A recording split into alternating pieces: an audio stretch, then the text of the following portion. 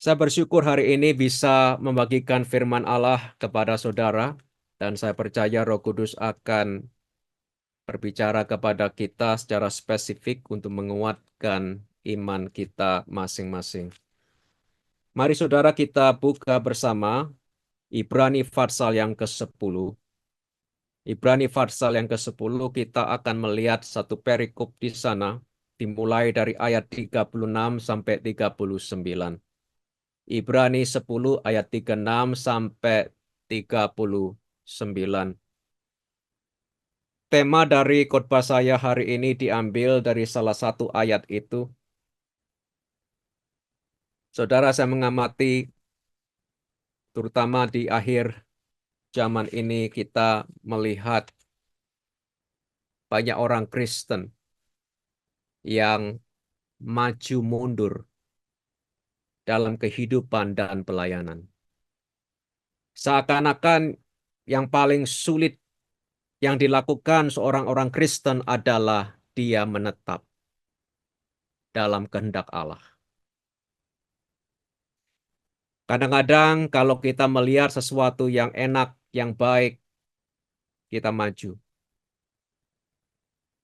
Tetapi begitu kita menghadapi sesuatu yang tidak baik, yang tidak enak, kita otomatis mundur.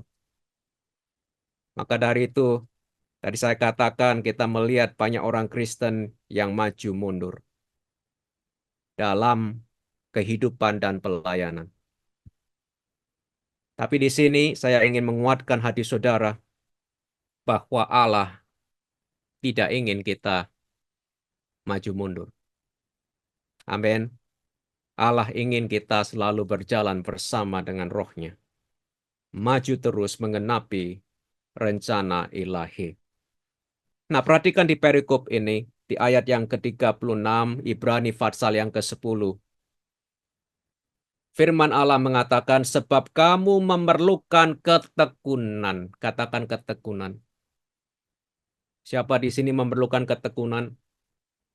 Saya. Saya percaya saudara juga. Penulis Ibrani mengatakan, sebab kamu semua, yang dikatakan dalam bahasa aslinya, kamu semua memerlukan ketekunan. Supaya sesudah kamu melakukan kehendak Allah, kamu memperoleh apa yang dijanjikan itu.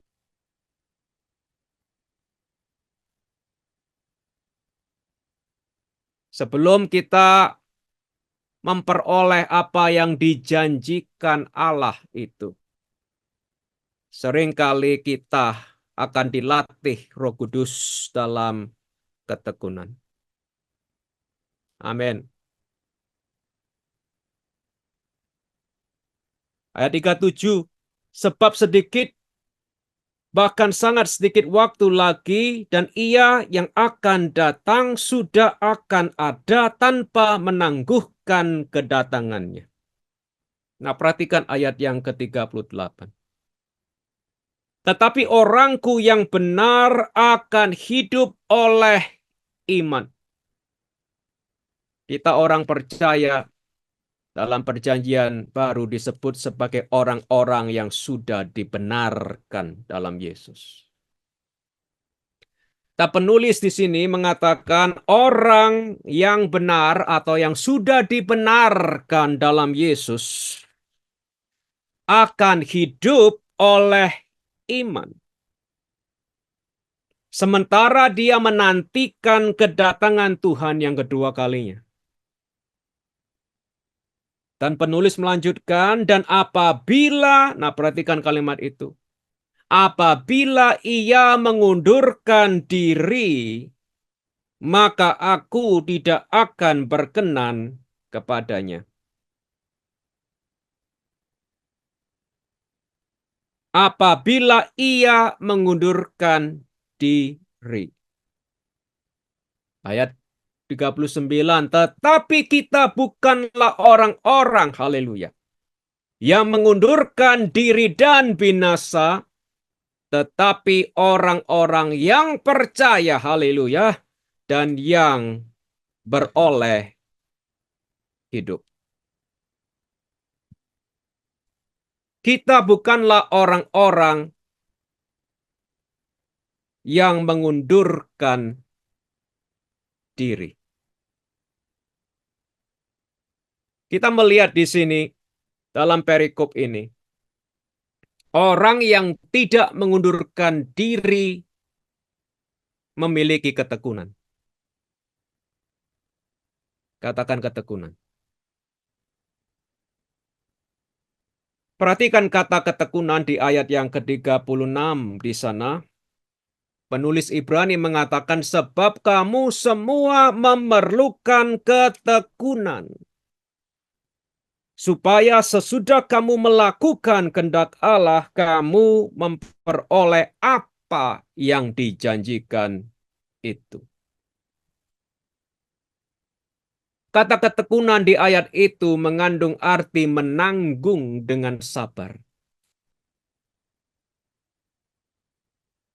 Menanggung dengan sabar. Banyak orang yang menanggung tapi tidak dengan sabar. Mereka menanggung sambil komplain, bersungut-sungut, berteriak-teriak mereka, lepas kendali. Seperti orang-orang Israel di padang gurun. Mereka menanggung padang gurun sambil bersungut-sungut terhadap Tuhan. Tetapi kata ketekunan di sini mengandung arti seseorang yang menanggung dengan sabar. Haleluya. Dan kata ini menerangkan orang yang menanggung dengan sabar saat menghadapi kesulitan atau saat di bawah tekanan. Nah, kita tahu adalah mudah bagi kita untuk tekun, memiliki ketekunan kalau segala sesuatunya manis dalam kehidupan kita. Tetapi seorang yang tekun adalah orang yang menanggung dengan sabar pada saat dia menghadapi kesulitan. Pada saat dia di bawah tekanan. Pendeknya seperti ini, saudara. Orang yang tidak mengundurkan diri adalah orang yang menetap. Amin. Menetap di mana, Pak Andrew? Menetap dalam kehendak Allah. Haleluya.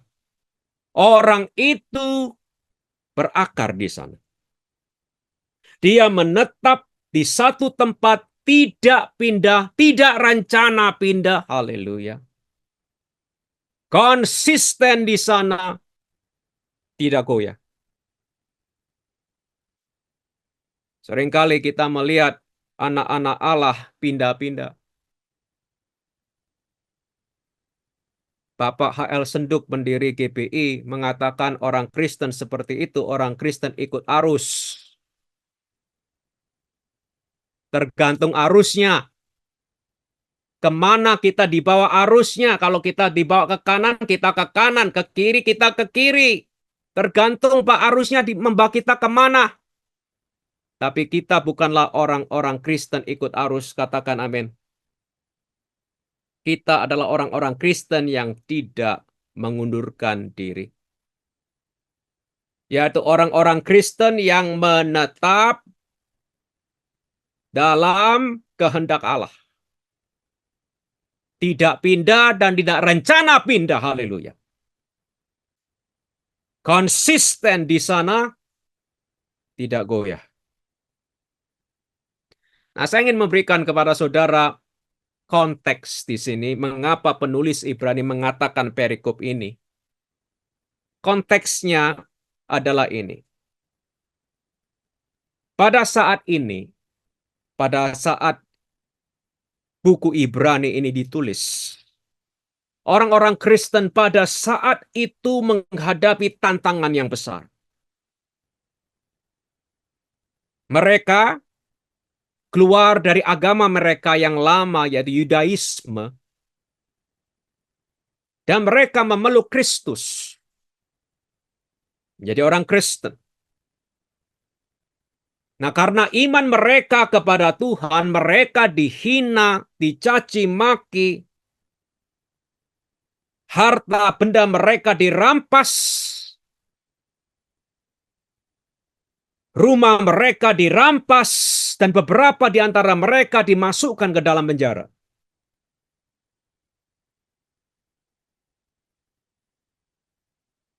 Pada saat surat Ibrani ini ditulis, orang-orang Kristen pada zaman itu dicobai untuk mengundurkan diri dari Tuhan.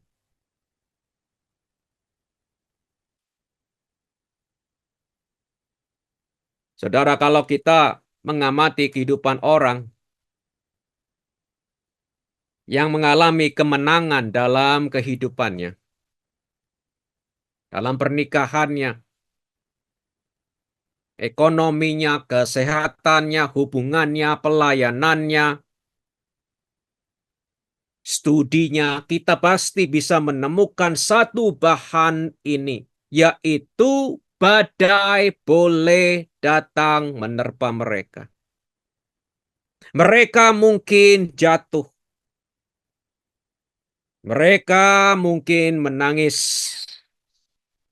Tapi saya katakan ini kepada saudara, mereka bisa jatuh tetapi mereka tidak tetap di bawah. Haleluya. Amin. Mereka bangkit lagi dan berjuang lagi. Mengapa? Karena mereka bukanlah orang-orang yang mengundurkan diri karena masalah. Betapa pentingnya kita orang-orang Kristen memiliki sikap seperti ini. Haleluya. Apapun boleh terjadi, boleh menerpa kita. Tetapi kita dipanggil untuk menjadi orang-orang yang menetap di satu tempat, yaitu kehendak Allah.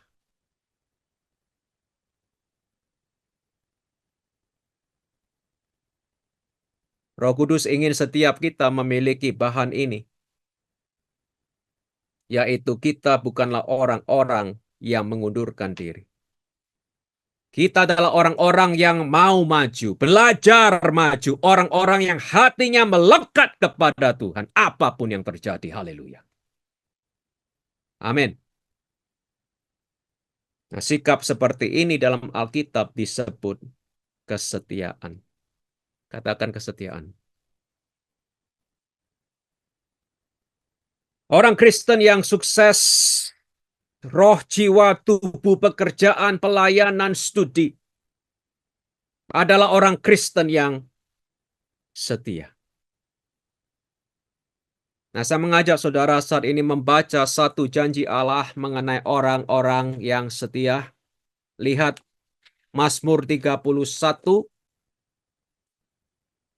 perhatikan ayat 24. Mazmur 31, ayat 34, 24, maaf. Ayat 24, Mazmur 31, ayat 24.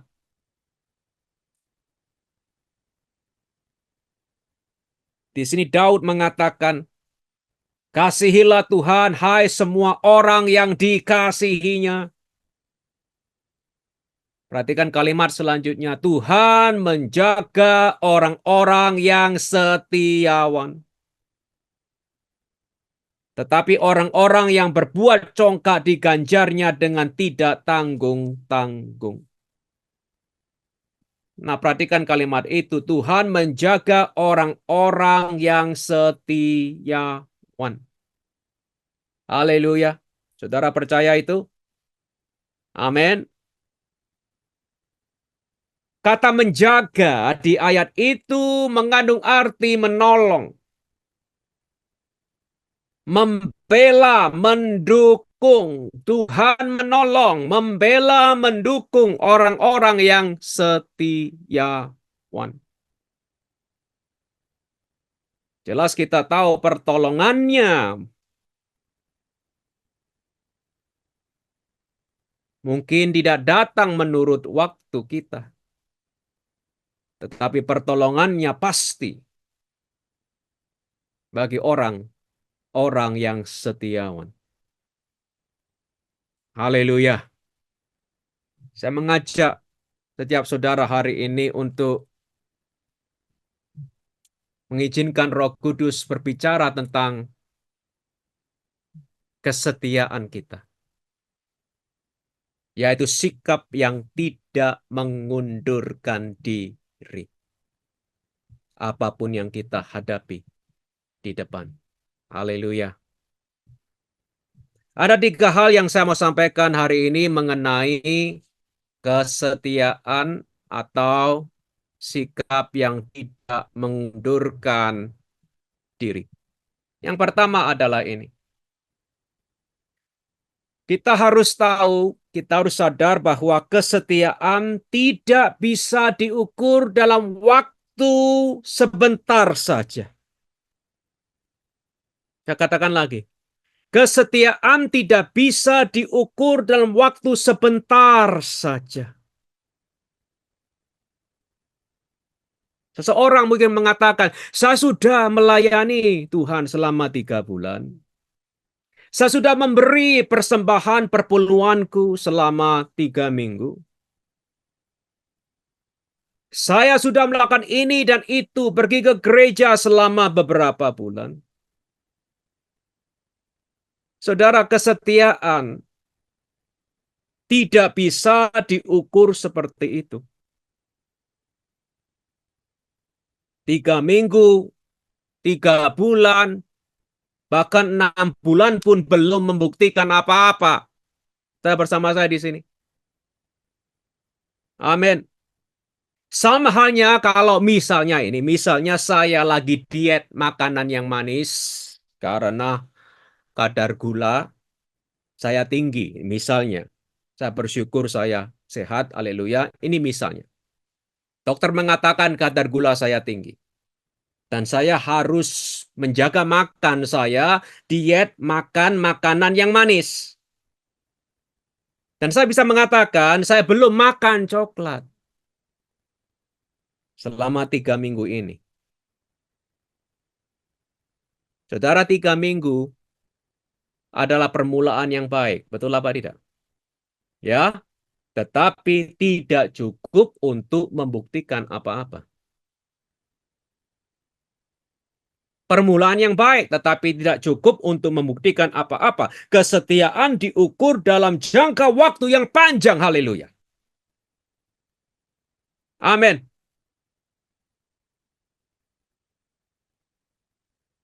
Kalau kita melihat jelas banyak cerita dalam Alkitab ya mengenai orang-orang yang disebut setia seperti Yusuf, Musa, Samuel, Daud. Mereka berjalan bersama dengan Allah bukan sebentar tapi bertahun-tahun.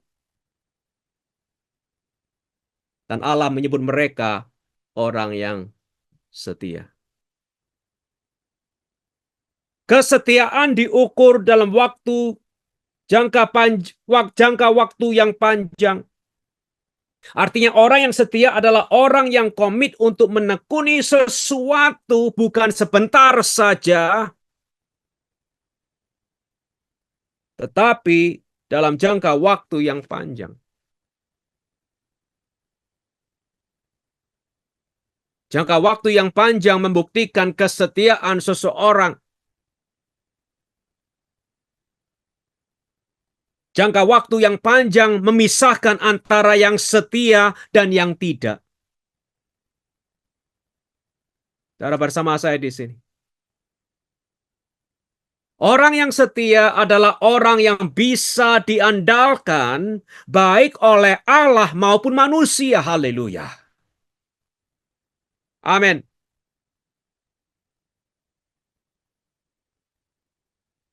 Kesetiaan tidak bisa disembunyikan. Begitu juga ketidaksetiaan.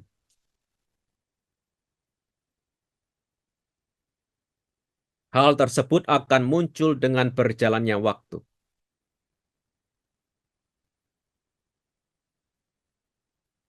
Maka dari itu kita melihat dalam firman Allah, Allah kita memberikan waktu kepada kita. Amin. Untuk apa? Membuktikan kesetiaan kita. Ya Tuhan baik. Siapa di sini percaya Tuhan baik? Tuhan setia. Siapa di sini percaya Tuhan setia?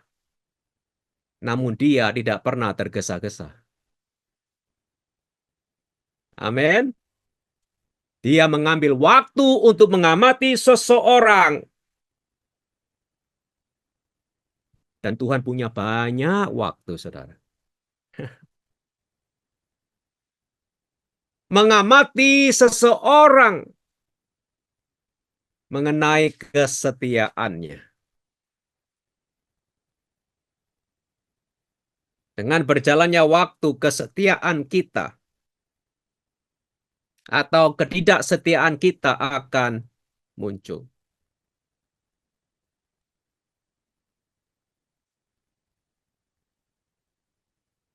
Jadi yang pertama, kita harus menyadari bahwa kesetiaan ini tidak bisa diukur dalam waktu sebentar. Kesetiaan diukur dalam jangka waktu yang panjang. Dan yang kedua, kesetiaan menghargai perkara-perkara kecil. Amin. Menghargai apa? Perkara-perkara besar itu mudah. Hampir setiap kita bisa itu. Perkara-perkara kecil tunggu dulu. Ujian kesetiaan ada di sana. Bukan perkara-perkara besar. Kita semua mau perkara-perkara besar saat ini. Hari ini kalau bisa. Betul apa tidak? Siapa yang mau perkara-perkara kecil? Kita harus mengerti bahwa di sanalah tempat ujian kesetiaan kita. Kesetiaan menganggap penting tugas yang kecil,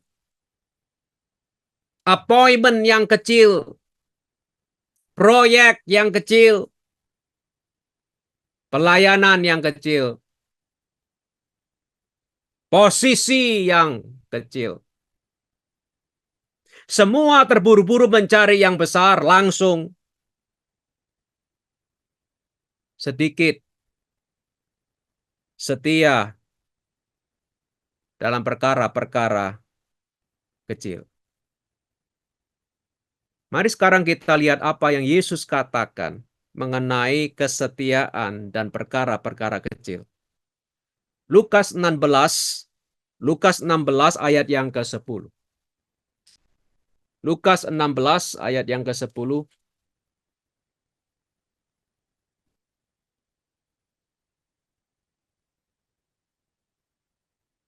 Di sini Yesus berbicara dan dia mengatakan barang siapa, Lukas 16 ayat 10, barang siapa setia dalam, perhatikan kalimat selanjutnya, dalam apa?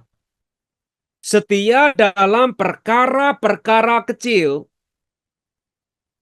ia setia juga dalam perkara-perkara besar. Dan barang siapa tidak benar dalam perkara-perkara kecil, ia tidak benar juga dalam perkara-perkara besar. Nah, perhatikan di sana. Barang siapa setia dalam perkara-perkara kecil. Nah, perhatikan apa yang tidak dikatakan Tuhan di sini. Tuhan dia tidak mengatakan barang siapa setia dalam perkara kecil, ia akan setia juga dalam perkara besar. Dia tidak mengatakan itu. Roh Kudus tidak pernah salah mencatat ayat ini. Yang Tuhan katakan di sini adalah barang siapa setia dalam, perhatikan, perkara-perkara kecil. Lebih dari satu perkara. Cara bersama saya di sini, lebih dari satu perkara. Barang siapa setia dalam perkara-perkara kecil, lebih dari satu perkara, dia setia juga dalam berbagai perkara, dia juga setia dalam berbagai perkara-perkara besar. Yang Tuhan katakan di sini adalah kalau kita setia dalam berbagai perkara kecil, apapun jenisnya, haleluya, apapun tempatnya, kalau kita setia dalam berbagai perkara kecil, kita juga akhirnya setia dalam berbagai perkara besar, apapun jenisnya. Haleluya. Nah, saya percaya satu hal yang Roh Kudus pakai untuk menguji kesetiaan kita adalah Dia akan menempatkan kita di suatu tempat di mana kita akan menghadapi perkara-perkara kecil. Lebih dari satu perkara. Perkara-perkara. Amin. Di sana Dia menguji hati kita. Menguji kesetiaan kita. Jadi pertanyaannya adalah, bagaimana kita menangani berbagai perkara kecil ini? Apakah kita menganggap mereka ini, karena mereka ini kecil, remeh? Apakah kita sudah sukses dalam menangani perkara-perkara kecil ini?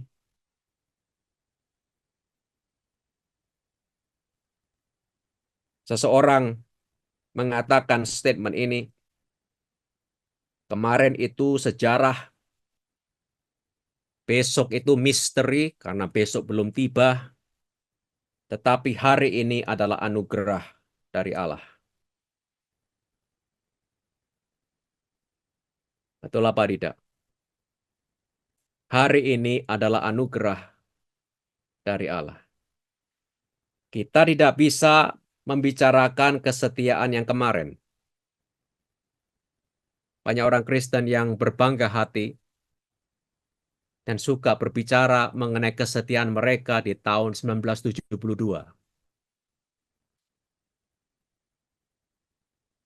Atau yang pernah terjadi 20 tahun yang lalu begitu. Kita juga tidak bisa membicarakan kesetiaan yang akan datang. Oh, nanti aja kesetiaan. Next year, tahun depan setia. Pertanyaannya adalah bagaimana kita menangani berbagai perkara kecil yang Tuhan percayakan kepada kita hari ini. Amin. Hari ini. Bagaimana kita menangani perkara-perkara kecil ini? Bagaimana kita hidup hari ini? Bagaimana kita melayani Tuhan hari ini? Apakah kita setia hari ini? Saya mau katakan ini kepada saudara di sini. Setiap hari kita memperoleh kesempatan. Katakan kesempatan. Kesempatan apa, Pak Andrew? Kesempatan untuk melatih kesetiaan. Haleluya. Kesempatan untuk melatih kesetiaan. Sayangnya terlalu banyak anak-anak Allah yang kurang setia dalam perkara-perkara kecil. Mereka merasa tidak perlu memberikan 100% dari usaha, energi, pemikiran mereka kepada perkara-perkara kecil. Kalaupun mereka memberikan 100%, Dari usaha, energi, pemikiran mereka kepada perkara-perkara kecil ini, mereka hanya memberikan 100% itu untuk sementara waktu sebentar.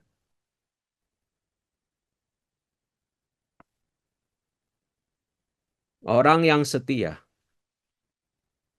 adalah orang yang bersungguh-sungguh dalam perkara-perkara kecil.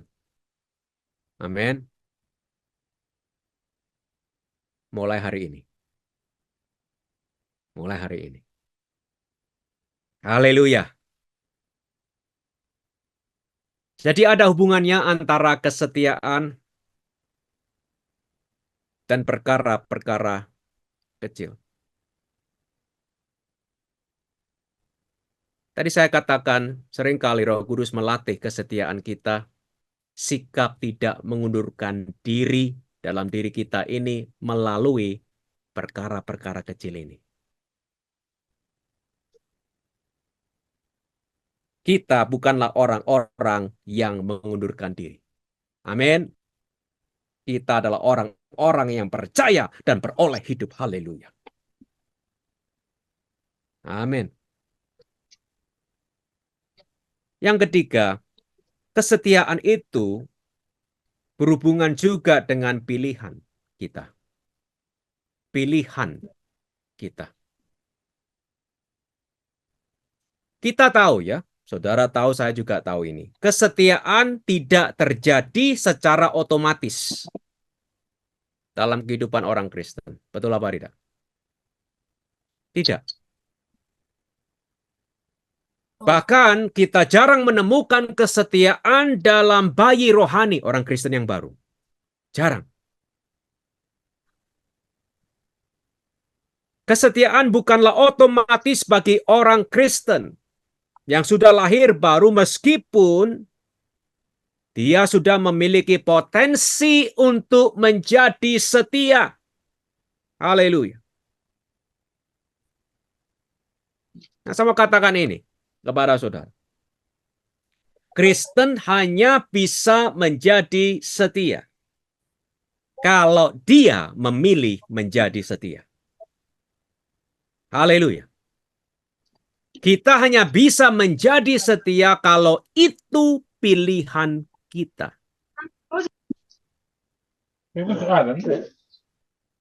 Ambil Mungkin ember volume 2. suaranya bisa dimatikan, Pak Delvi.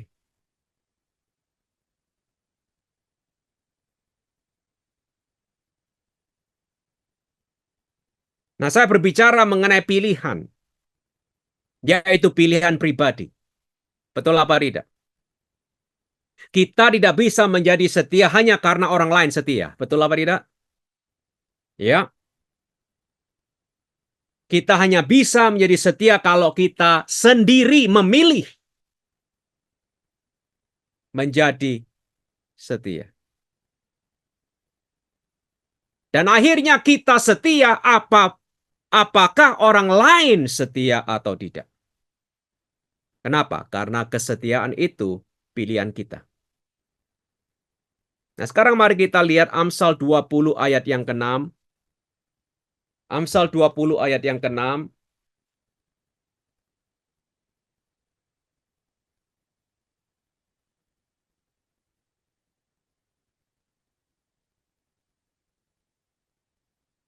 Lihat di sana, saudara, Amsal 20 ayat yang ke-6. Nah, ayat ini pada waktu saya masih orang Kristen baru ya, saya menerimanya dari Roh Kudus. Saya nggak tahu apakah rema itu, tetapi saya merasa ini bertahun-tahun yang lalu, waktu saya masih baru dalam iman, waktu saya membaca Alkitab, ayat ini berbicara kepada saya. Amsal 20 ayat yang ke-6 dikatakan, banyak orang menyebut diri baik hati, tetapi orang yang setia, siapakah menemukannya? Orang yang setia, siapakah menemukannya? Dari ayat ini kita melihat bahwa orang yang setia itu jarang. Tetapi kita tahu jarang tidak berarti tidak ada. Betul apa tidak? Jarang itu berarti sedikit, tapi ada. Nah, saya mau katakan ini kepada saudara. Setiap kita sudah memiliki potensi untuk menjadi setia. Artinya, kalau kita mau, kalau kita memilih, kita bisa menjadi setia. Dari mana saya tahu? Mari sekarang kita buka Galatia pasal 5.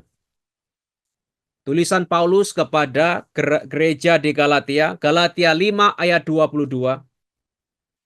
Setiap kita sudah memiliki potensi untuk menjadi setia. Di Galatia pasal 5 ayat 22. Nah, kita tahu konteksnya berbicara tentang buah roh. Dikatakan di sana, tetapi buah roh ialah, Galatia 5:22, buah roh ialah kasih, sukacita, damai sejahtera, kesabaran, kemurahan, kebaikan. Nah, perhatikan kalimat selanjutnya apa itu? Kesetiaan, kelemah lembutan, penguasaan diri. Nah, perhatikan di situ. Paulus di sini berbicara kepada kita tentang berbagai manifestasi buah roh yang bisa kita alami dalam kehidupan kita. Buah roh di sini adalah hasil dari Roh Kudus yang mendiami kita. Dan salah satu dari manifestasi buah roh di sini adalah kesetiaan. Haleluya. Jadi setiap kita yang sudah didiami Roh Kudus, kita semua sudah menerima benih kesetiaan ini di dalam hati kita. Dan jelas kita tahu dari kata buah di sini, buah ini bisa bertumbuh menjadi lebih besar dan lebih matang. Jadi yang saya katakan adalah setiap kita sudah punya potensi dari Roh Kudus yang mendiami kita untuk menjadi setia dan kita bisa bertumbuh, haleluya, dalam kesetiaan itu. Nah, perhatikan kata kesetiaan di sana. Ini menarik sekali, saudara. Kata kesetiaan di sini mengandung arti orang yang mengikatkan dirinya kepada sesuatu dengan penuh dedikasi. Orang yang mengikatkan dirinya kepada sesuatu dengan penuh dedikasi, orang yang dapat dipercaya, dapat diandalkan, orang yang konstan, orang yang tidak goyah. Ini menarik sekali. Artinya apa, saudara? Orang yang setia tidak perlu diikat. Tidak perlu diikat oleh organisasi apapun, oleh uang berapapun. Saudara bersama saya di sini. Tidak perlu diikat oleh ancaman apapun. Tidak perlu. Kenapa? Karena dia sudah mengikatkan dirinya kepada sesuatu dengan penuh dedikasi. Maka dari kita tidak perlu mendorong-dorong orang yang setia. Sudah bersama saya di sini. Apalagi mengancam-ngancam, awas kamu harus datang ke gereja ya. Bayar perpuluhan. Beri persembahan. Layani Tuhan. Tidak perlu diancam-ancam seperti itu. Orang yang setia tidak perlu diikat oleh gereja kita, ancaman kita. Orang yang setia telah mengikatkan dirinya, haleluya, kepada Tuhan. Amin. Dia dengan sengaja telah mengikatkan dirinya kepada Tuhan. Nah, sangat menarik sekali kata kesetiaan di Galatia 5:22 sebenarnya adalah kata iman. Yang digunakan tadi di Ibrani 10, orang yang benar akan hidup oleh imannya. Juga digunakan di Ibrani 11 ayat yang pertama.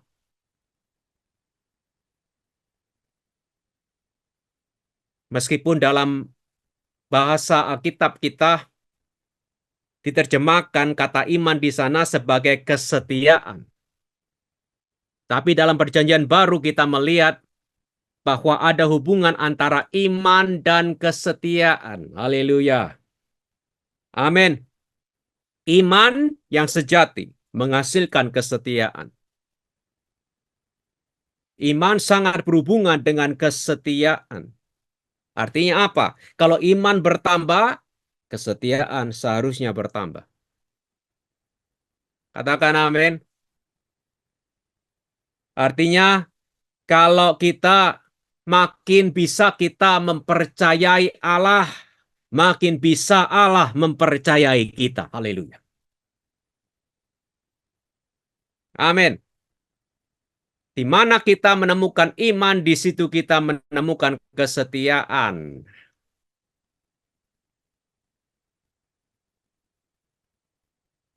Nah, perhatikan, Paulus mengatakan ada potensi. Buah kesetiaan itu di dalam setiap kita oleh Roh Kudus. Dan buah ini harus bertumbuh menjadi lebih besar, lebih matang.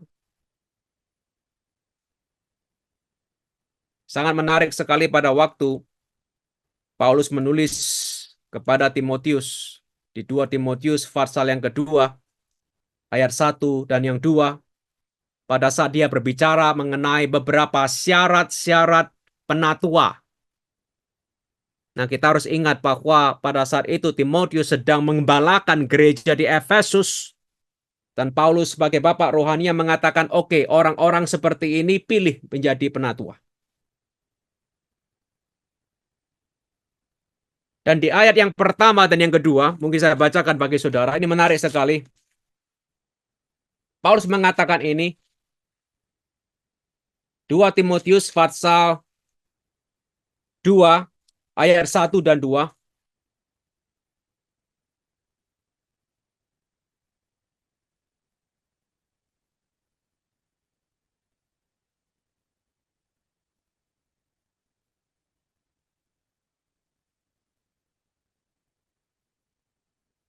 Sebab itu, hai anakku, jadilah kuat oleh kasih karunia dalam Kristus Yesus.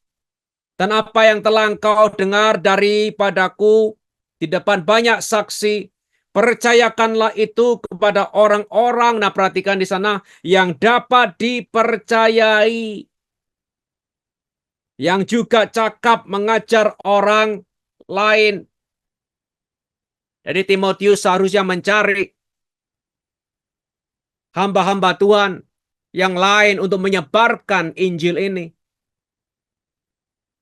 Dan Paulus mengatakan, apa yang telah engkau dengar daripadaku di depan banyak saksi, percayakanlah itu kepada orang-orang yang dapat dipercayai, yang juga cakap mengajar orang lain. Perhatikan di sini bahwa Paulus lebih mengutamakan kesetiaan ketimbang kemampuan seorang hamba Tuhan. Katakan amin. Jangan khawatir mengenai kemampuan. Kemampuan biasanya mengikuti kesetiaan. Bukan sebaliknya.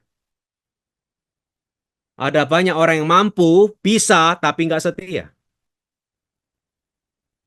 Kemampuan dari Tuhan biasanya menyertai kesetiaan.